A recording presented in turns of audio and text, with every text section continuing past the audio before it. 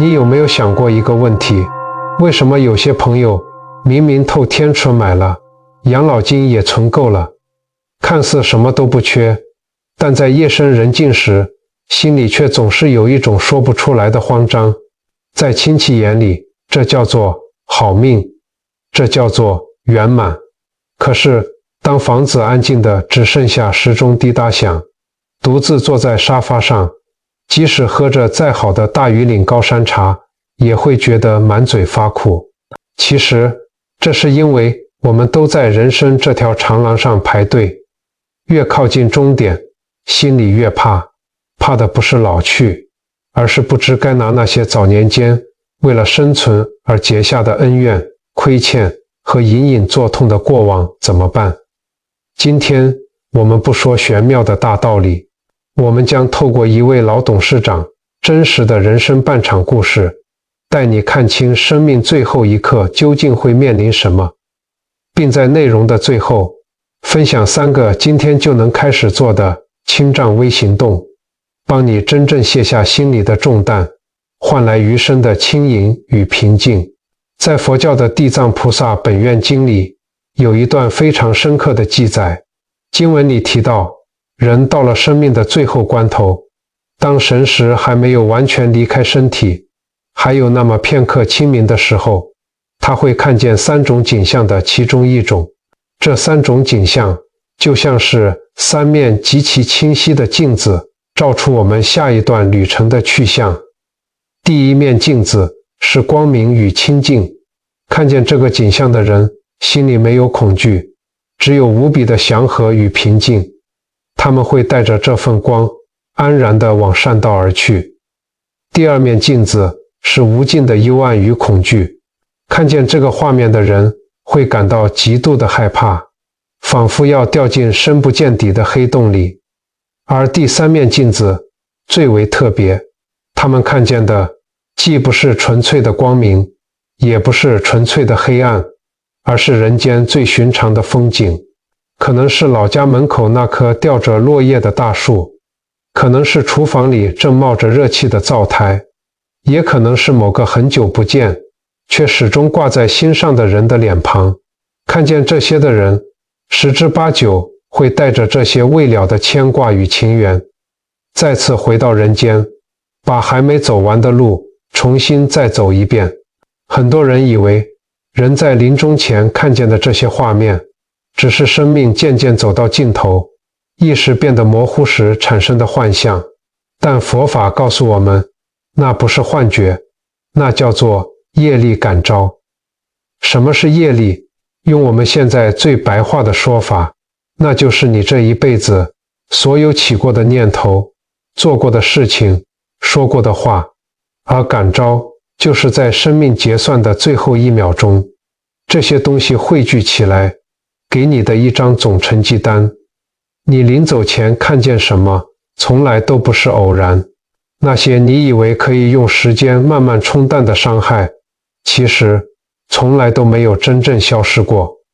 它们只是被你藏在心里最深、最暗的那个抽屉里。当生命的倒数计时响起，当世间的一切都再也抓不住的时候，这些抽屉就会一个一个自动弹开。你在最后一刻看见什么，完全取决于你这辈子往自己的心里装了什么。心里装了善意与慈悲，感召来的就是温暖的光明；心里装了算计与掠夺，感召来的就是幽暗的深渊；心里装了放不下的执着与懊悔，感召来的就是人间无休无止的轮回。佛陀讲述这些，从来不是为了吓唬我们，而是以极大的慈悲在提醒我们，这人生的一笔笔账，从来都不是别人帮你记的，是你自己用一辈子的时间一笔一笔刻在心上的。就像我们即将要讲的这个故事，老董事长阿水伯的一生，可以说是当地经济起飞年代的标准缩影。他没有背景和学历，从双手沾满油污的五金厂黑手做起，咬着牙流着汗，硬是在竞争激烈的商场中拼杀出一间颇具规模的工厂。他最常挂在嘴边的话是：爱拼才会赢。生意归生意，在阿水伯的字典里，为了生存和保住工厂，有些手段是逼不得已的，有些牺牲也是无可奈何的。他曾以为，只要赚够了钱，事业做大，就能让家人过上好日子，也能把所有遗憾和亏欠通通抹平。直到他老了，坐在宽敞的透天厝里，看着夕阳西下，才突然发现世上有一种债，用再多钱也还不清。有一本账不是单方面说结清就能结清的。故事要从民国60几年说起，那是经济起飞的年代，遍地是机会，也充满残酷的考验。年轻的阿水伯跟着师傅做学徒，浑身机油味。他有个结拜兄弟叫阿明，两人同甘共苦，后来凑钱标了个会，顶下一间濒临倒闭的铁皮屋工厂开始创业。夏天热如烤炉，冬天冷风透骨。阿水伯头脑灵光，负责在外拉业务，阿明老实肯干，专职顾机台。生意本已步入正轨，却碰上了震惊全球的石油危机，大环境骤变，订单被抽，原物料暴涨，工厂连薪水都发不出，机器眼看就要被查封。就在这节骨眼上，北部大公司释出一笔救命订单，但采购经理暗示的明白，利润极低，只能养活一家店，且对方嫌弃阿明木讷，只看重阿水伯的交际手腕。面临破产的恐惧，阿水伯心里关于生存的开关被彻底按下了。他瞒着阿明，借钱请采购经理喝酒，为独吞订单并稳住信任。他暗中在阿明负责的机台上调错数据，将一批瑕疵品的黑锅巧妙推给了阿明，让大老板认定阿明技术不行。结果阿水伯顺理成章拿到订单，保住工厂，而阿明则背着黑锅，在愧疚与无奈中，拿着微薄的遣散费，退出了这间倾注了全部心血的工厂。阿明走的那天下着大梅雨，他没有破口大骂，只在铁皮屋门口定定地看着阿水伯，眼神里满是震惊与失望。自此两人再无联络。后来阿水伯生意越做越大，换大撮，开名车，但在夜深人静或应酬微醺时，他总会想起阿明离开那天晚上的眼神。他只能在心里大声宽慰自己，那是没办法的事，人不为己，天诛地灭。为了工厂不倒，我这叫对事不对人。商场如战场，对事不对人这5个字成了阿水伯大半辈子的护身符。每次心里觉得隐隐作痛，觉得过意不去的时候，他就拿这句话来麻痹自己，拿来当作挡箭牌。可是我们静下心来想一想，因果的账本真的会管你是不是对事不对人吗？在佛教的历史里，有一个非常有名的公案，叫做悟达国师与人面疮。这个故事把因果业力的本质说得明明白白，透透彻彻。唐朝的时候，有一位非常了不起的高僧，叫做悟达国师，他修行极高，持戒森严，连皇帝都对他非常敬重。有一天，皇帝为了解决国师讲经时的辛劳，特别赐给他一个用极其珍贵的沉香木做成的宝座。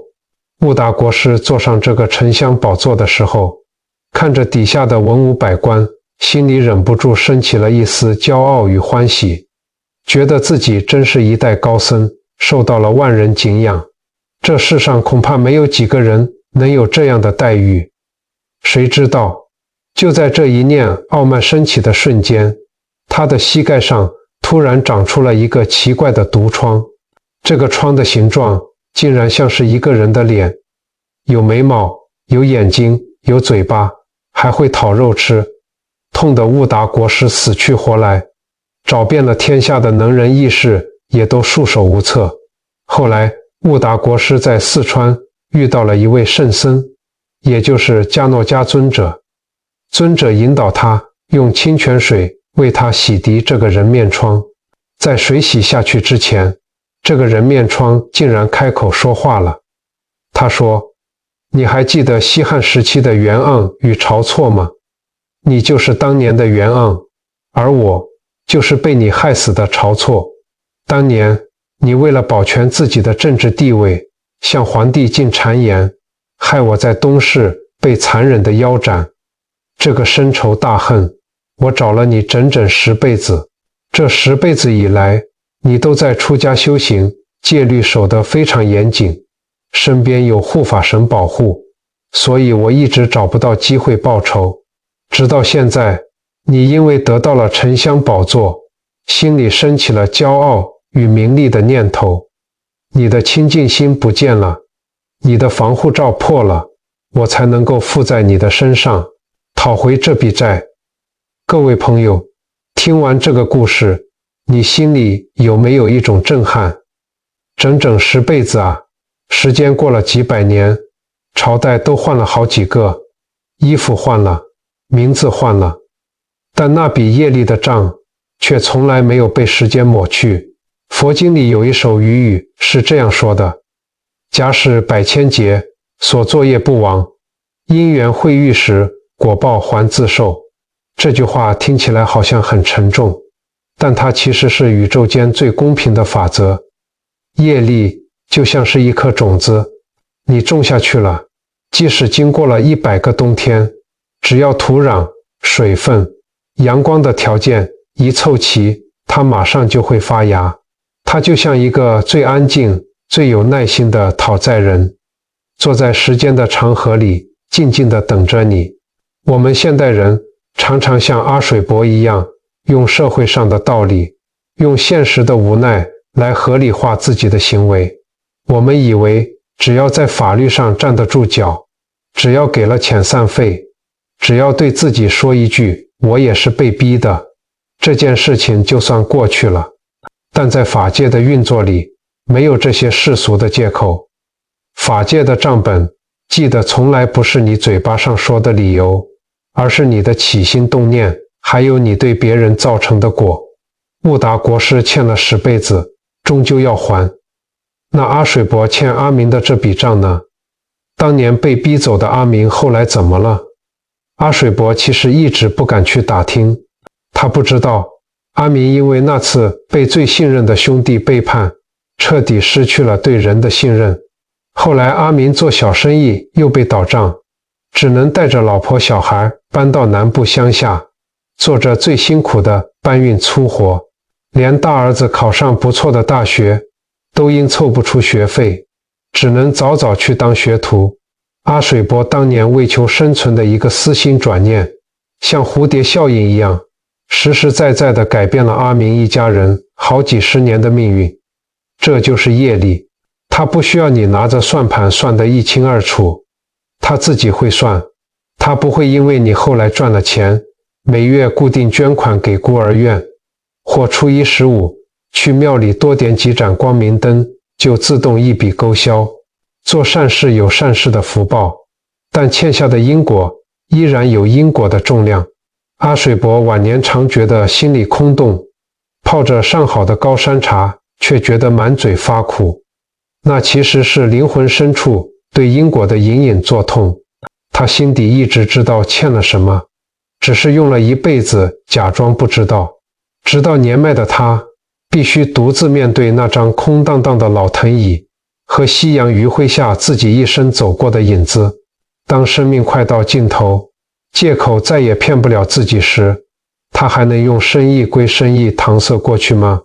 一转眼几十年过去，经济起飞造就了许多像阿水伯这样的大老板，也让许多人弄丢了原本的自己。70多岁的阿水伯早把工厂交棒，如今住在一栋装潢气派的透天厝里。孩子们在台北发展得好，逢年过节才带孙子回来热闹。平时这栋大房子里只有他一人。很多长辈退休最习惯的消遣是泡茶。阿水伯师木茶桌上大鱼岭，骊山茶应有尽有。可他最近常觉得，多好的茶喝进嘴都有股淡淡苦涩。那苦不是茶叶的问题，是从心底泛上来的。看着白烟，他常想起过世的老伴满英。满英是个传统善良的女人，陪他熬过最苦的日子，毫无怨言。跟阿水伯为生存不择手段不同，他连蚂蚁都舍不得踩死。他很虔诚，家里供着观世音菩萨，初一十五定去诵经。对丈夫商场上的事，她心里有数，但从不指责，只用自己的方式帮他还债。多做善事，多念经，仿佛能把丈夫造下的业减轻一点。满英临走前那年身体很虚弱，某晚阿水伯半夜烦躁，忍不住为当年不得不做的狠事辩解。那时候大家都苦，我不踩着别人上去，一家老小吃什么？我也算对得起良心了。满英靠在床头，用悲悯温柔的眼神看着他，轻声说：老伴啊，人在做天在看，我们总以为算得精，以为用几句话一点钱就能把亏欠结清，但业力这东西不许你算，他自己会算，时候到了，一本清单谁也躲不掉。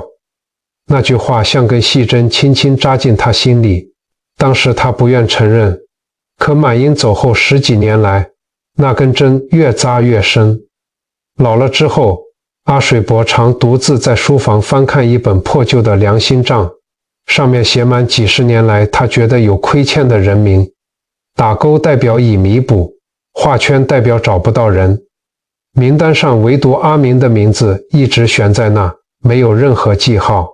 几年前他曾偷偷托人去南部打听阿明下落，他想现在有钱了，拿几百万给阿明养老，或帮他孩子买房，这几十年的恩怨总该一笔勾销了吧。他以为钱到位就会心安理得，可打听的人告诉他，阿明早过世了。离开工厂后，他四处碰壁，劳累过度，50多岁就走了。大儿子因当年没钱缴学费，放弃升学当了黑手，现在在南部开着小机车行，日子紧巴。前阵子家里碰上急难，到处借钱。阿水伯听到这个消息时，整个人愣在沙发上，半天说不出一句话。隔天，他亲自下了一趟南部，没有出面，只是远远站在对街，看着那家小机车行。他看到阿明的大儿子穿着沾满油污的衣服，正蹲在地上帮客人换轮胎，那低着头默默流汗的侧脸简直跟当年的阿明一模一样。阿水伯站在那里，眼眶全红了。他透过中间人，用当年受过阿明恩惠的老朋友的名义，送了一大笔钱过去，说是还阿明的旧账。阿明的大儿子收下钱，打电话来道谢时，阿水伯握着话筒，手一直抖，只能硬挤出一句：没事，日子好好过，然后匆匆挂断。钱送出去了，可当他回到台北的家，再次打开那个小本子，看着阿明的名字时，他突然发现这笔账根本清不了。为什么？因为有些东西是无法用金钱去折算的。阿水伯终于明白，这就是满英当年说的业力自己会算。他当年为了一张订单，改变的不只是一笔生意，而是阿明原本可以平顺安稳的人生，是大儿子本可继续读书，翻转命运的机会，甚至是一家人的悲欢离合。这种改变别人生命轨迹的业力，就像是一棵长歪的大树，你当年把树苗折弯了，几十年后它长成了弯曲的树。现在你拿着再多钱，站在树旁边，能把这棵树变直吗？能把那些因为弯曲而错过的阳光和雨水还给它吗？还不了了。弘一法师曾说，心不动，万物皆不动；心不变，万物皆不变。反过来想，当我们的心升起了恶念与贪念，那股力量丢出去，在别人的生命里砸出一个大坑，那个坑就是你必须自己去填补的业。阿水伯这辈子赚到了世俗眼中的圆满，却在灵魂深处留下一个深不见底的黑洞。他终于不再用对事不对人来骗自己，他承认了自己当年就是自私，就是做了错事。在小本子的最后一页，他用发抖的字迹写下：这些是我还记得的，那些我不记得的，不知道还有多少。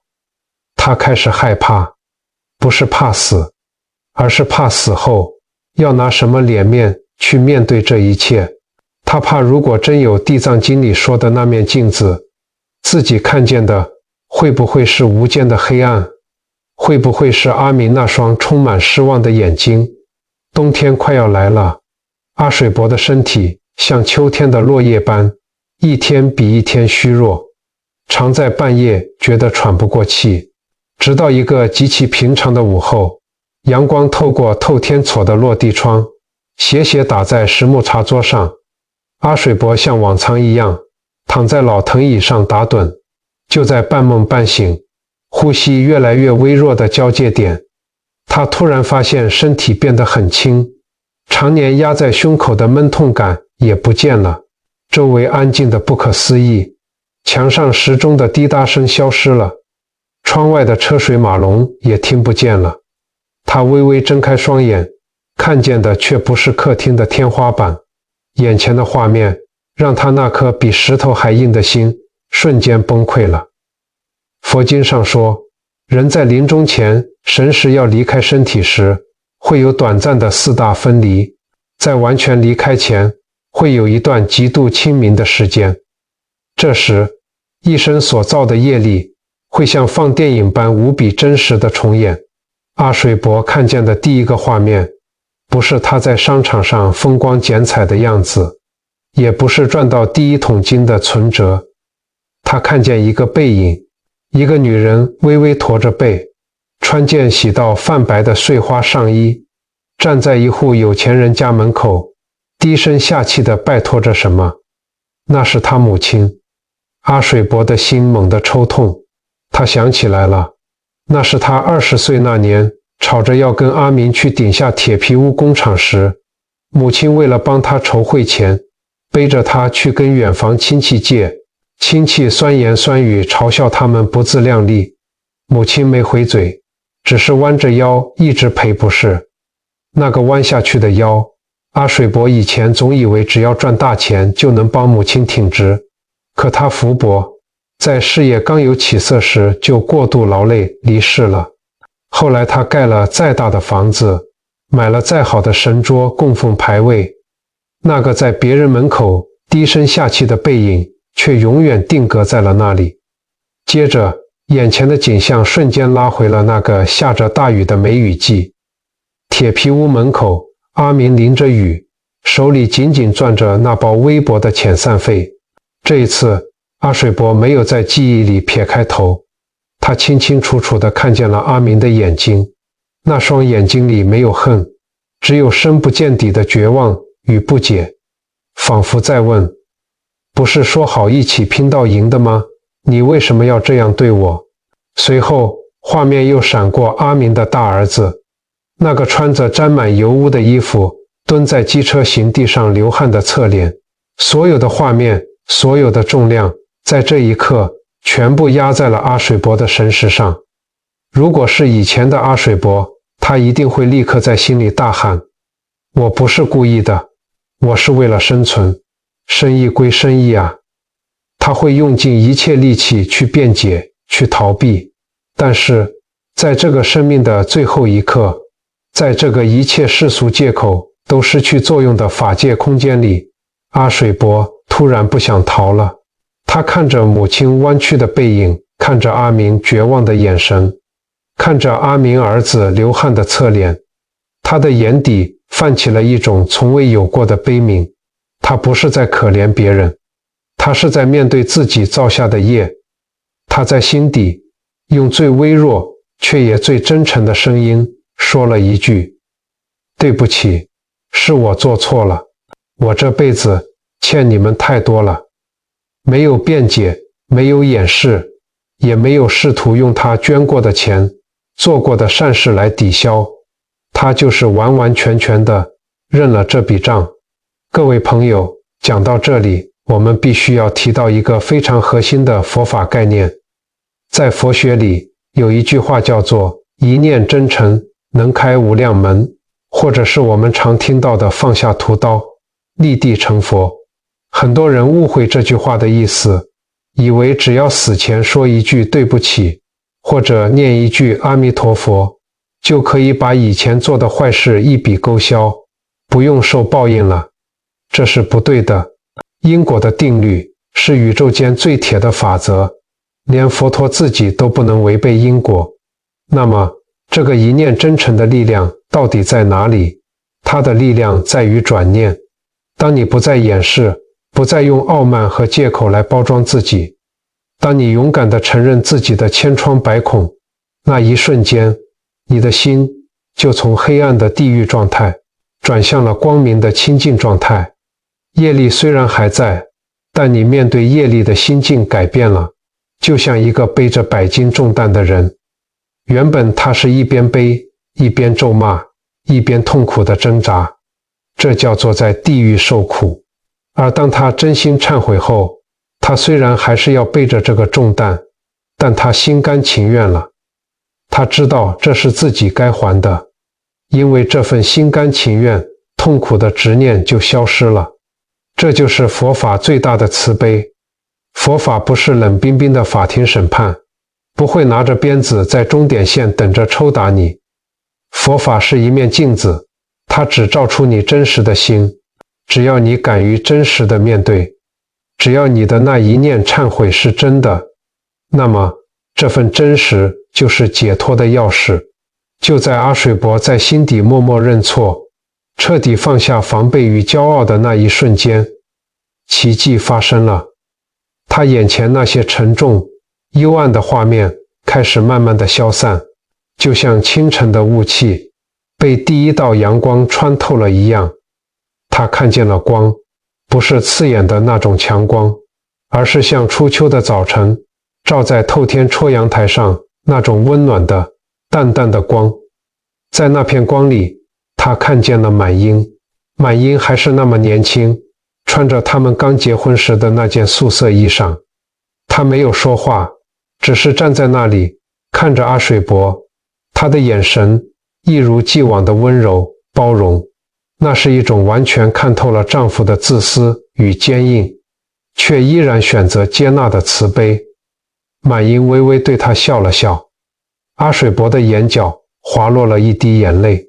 这辈子他在商场上被骗过，破产过，都没有哭过，但这一刻他流泪了。这滴眼泪里有忏悔，有感恩，也有真正的放下。客厅里的时钟滴答了一声，阿水伯放在藤椅扶手上的手轻轻地松开了。他的面容无比安详，嘴角甚至带着一丝淡淡的微笑。这个在商场上拼杀了一辈子，算计了一辈子的老黑手，终于在生命的最后一刻放下了他的算盘，把自己的心洗得干干净净。他带着那份光安然地离开了。这就是临终那一念的力量。它不能抹灭因果，但它能决定你在面对因果时是深陷恐惧的深渊，还是迎向温暖的光明。看到这里，也许你会问，既然业力这么可怕，因果又算得这么清楚，那我们现在这些还活着，还在排队的人该怎么办？难道只能等死的那一刻再来忏悔吗？当然不是。佛法在世间，不离世间觉。真正的修行绝对不是等到最后1秒钟才来抱佛脚。接下来我们就要来谈谈，既然知道了因果的重量，在我们现在的日常生活中有哪些马上就能做，今天就能开始的轻障微行动。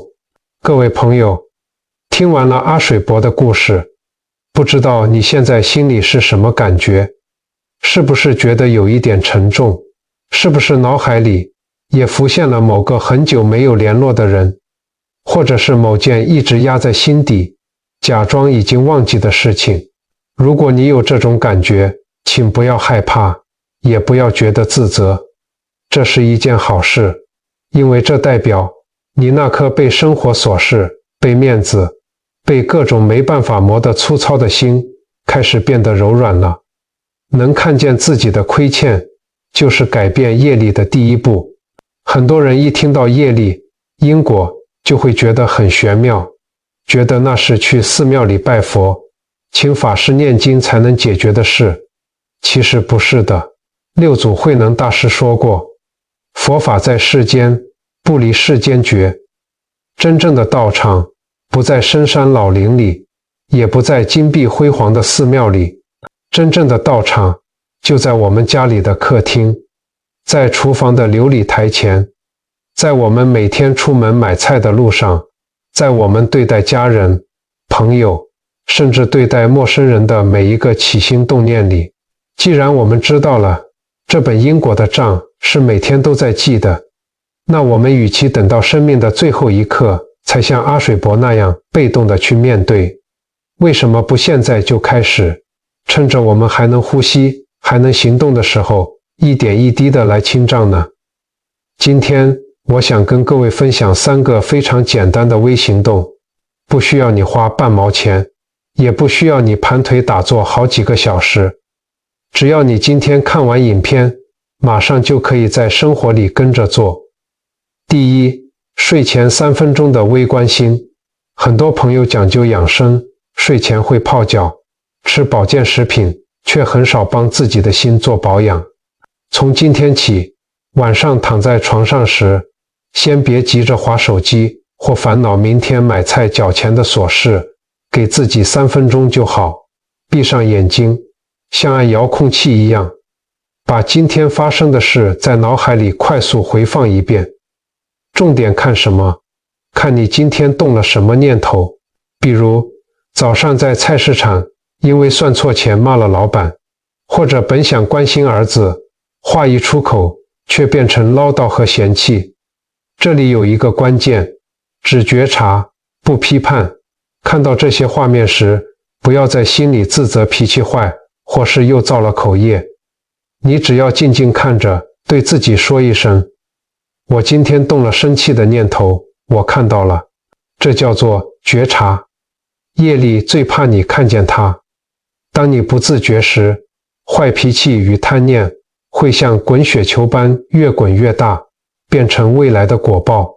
但只要能在睡前把它看清楚，雪球就会瞬间停止。这就是最简单也最有效的清账方式。第二，心里的解冤释结练习。我们活了大半辈子，心里一定都有几个过不去的坎，可能是像阿水伯那样，觉得自己深深亏欠了某个人，也可能是别人深深伤害了你，让你至今想起来都还恨得牙痒痒。这些恩怨如果一直憋在心里，就会变成身体里的毒素，以及未来轮回里的牵扯。现实生活中，我们可能已经找不到对方，或者拉不下脸去当面沟通，那该怎么办？教你一个方法，在心底做能量的清理。找一个安静的时间，不论是散步或坐着泡茶，默默在心里想象那个人的脸。如果是你亏欠了人家，请在心底真诚地说，对不起，当年是我错了，请你原谅我，谢谢你。如果是人家伤害了你，请对着他说，你当年造成的伤害我承受了，这笔账今天算清，我放过你，也放过自己。谢谢你来给我上这一课。不要小看这几句默念的话，法界讲求能量与心念，当你在心底真正释怀与忏悔的那一刻，绑在你们灵魂中间那条粗黑的业力绳子就瞬间断开了。你不需要强求对方的原谅，也不需要等对方的道歉，只要自己心里的结打开，那笔账也就跟着平了。生活中最容易让我们造下恶业的，其实不是什么杀人放火的大事，而是我们这张嘴。特别是面对我们最亲近的家人，老伴的一句碎碎念，媳妇的一个眼神，可能瞬间就会让我们无名火起。伤人的话想都不想就飙出来了。这时候，请你练习一个动作，暂停1秒钟。当你感觉到血压飙高，那句难听的话已经冲到喉咙口，准备要像机关枪一样扫射出去的时候，硬生生的把它停住，把这句原本要骂出口的话转换成一个很深很深的深呼吸，或者如果你有念佛的习惯，就在心底把它转换成一句阿弥陀佛。那1秒钟的停顿非常非常难，你会觉得整个人快要憋坏了，但是只要你忍过了那1秒，你就改变了接下来的命运轨迹。本来会引发一场家庭大吵，冷战3天，甚至结下更深怨气的业力，就因为你这一个深呼吸被化解于无形了。这就是修行，把伤害别人的恶念转化为一声清净的佛号，这比你捐10万块钱给寺庙功德还要大得多，因为你正在真实地降服自己的烦恼，你正在亲手改写自己的业力账本。这3个微小的行动，睡前微观心，心底解冤释结，转脾气为呼吸，都不难，对不对？难的是每天坚持。我们这辈子的业力是几十年来一天一天积累出来的，所以清账当然也要一天一天慢慢来。只要你愿意开始，法界的账本就已经为你记下了一笔最清净的善业。人生就像是一场大梦，在人生的上半场，我们每个人都在拼了命地抓，我们抓学历，抓工作，抓财富，抓一个美满的家庭，总觉得手里握着的东西越多，心里就越踏实。就像故事里的阿水伯一样，为了把事业抓在手里，甚至不惜推开了身边最亲近的人，用尽了一切算计。可是到了人生的下半场，当我们的头发白了，体力大不如前了，我们才恍然大悟，原来这世间的一切，我们其实什么都抓不住。古人说，万般带不走，唯有业随身。当这场人生的梦醒来，当我们即将跨过那扇门的时候，银行存折里的数字带不走，辛苦大半辈子买下的透天国带不走，甚至连我们最珍爱的这副身体，最后也带不走。唯一能跟着我们的，只有我们这一生刻在灵魂深处的业力。听到这里，请不要对因果感到恐惧。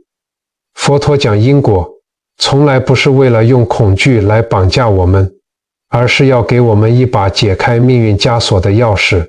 敬畏因果，所以我们懂得在生气时闭上嘴；敬畏因果，所以我们愿意在别人困难时伸出手；敬畏因果，所以我们能坦然接受生命里的一切不如意，因为我们知道那都是在还债，还完了，心就轻了。这不是消极，而是最通透的大智慧。弘一法师曾经说过，过去事已过去，未来理修思量，只今变道即金句，梅子熟时知子香。过去的亏欠，昨天的遗憾，既然已经发生，就让它过去吧。不要让懊悔成为困住你的牢笼。只要我们从今天开始，从此刻开始，用一颗柔软慈悲的心去对待身边的人事物，只要我们在每一天的睡前都能坦然地对自己说一句，我今天没有辜负自己的良心，那么当生命走到最后一刻，我们就一定能看见那道最温暖最亲近的光。各位亲爱的朋友，缘分让我们在今天的这支影片里相遇，这不是偶然，这是我们共同结下的一份善缘。在影片即将结束的此刻，我想邀请你做一件非常美好的事，请你在下方的留言区写下一句阿弥陀佛，或者是为你自己，为你心里一直挂念的那个人，写下一句简单的祈福与善言。当1000个人、10000个人都在这里留下善念的时候，这个留言区就会汇聚成一个无比强大的正能量磁场。你留下的每一句祝福都会成为照亮别人生命的光，而这份光最终也会温暖地照耀在你自己的身上。愿我们都能在人生下半场慢慢学会放下，愿我们在走到终点时都能心无非爱，无有恐惧。如果今天的内容为您的心灵带来了一丝平静与力量，恳请您轻轻点击订阅与关注，并将这份善念分享给身边需要温暖的亲友。您的每一次支持都是对我们最大的鼓励，也能让佛法的智慧点亮更多人的生命。期待我们在未来的影片中继续同行，一起在日常中种下更多善的种子。阿弥陀佛，我们下期再见。